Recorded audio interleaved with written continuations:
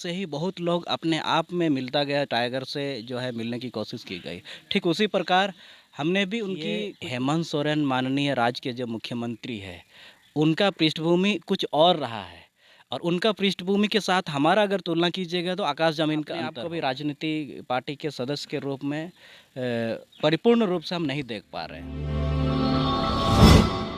तो नमस्कार, आप सबका स्वागत है सच बोलो इंडिया में। तो आज हम हमारे साथ मौजूद है सर। तो खरसवां के ही नज़दीक रीडिंग दा है, वहाँ के व्यक्ति हमारे साथ जुड़े हुए हैं। ये काफ़ी प्रसिद्ध व्यक्ति हैं, ये कई सारे आंदोलन में भाग ले चुके हैं और इनकी लगभग पढ़ाई सरायकला खरसवां में ही हुई है। और ये अपनी पीजी की पढ़ाई करने के लिए रांची गए हुए थे और बीएड की पढ़ाई करने के लिए हरियाणा गए हुए थे।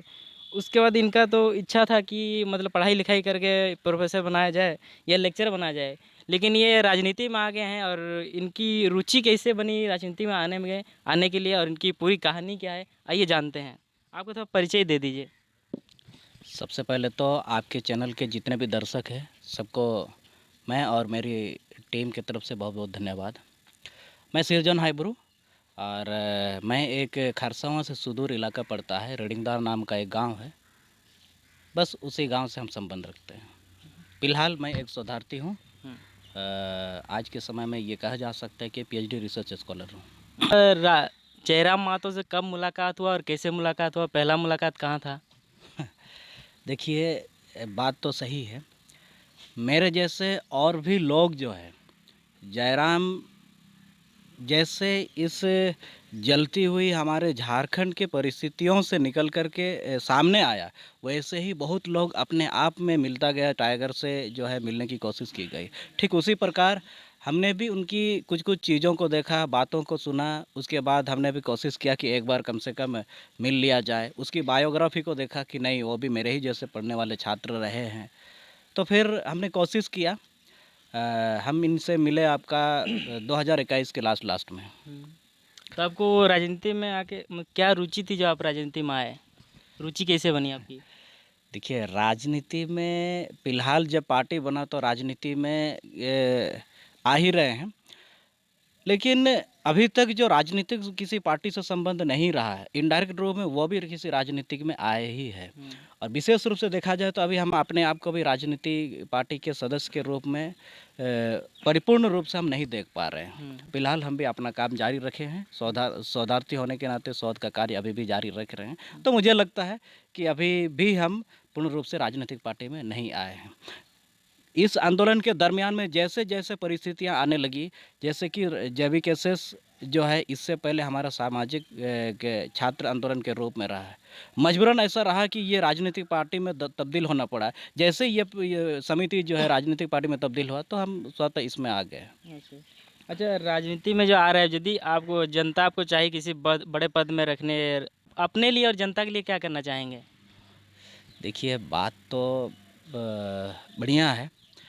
पहली बात तो ये है कि जनता ये जिम्मेदारी देगी कि नहीं देगी, ये हमको भी मालूम नहीं।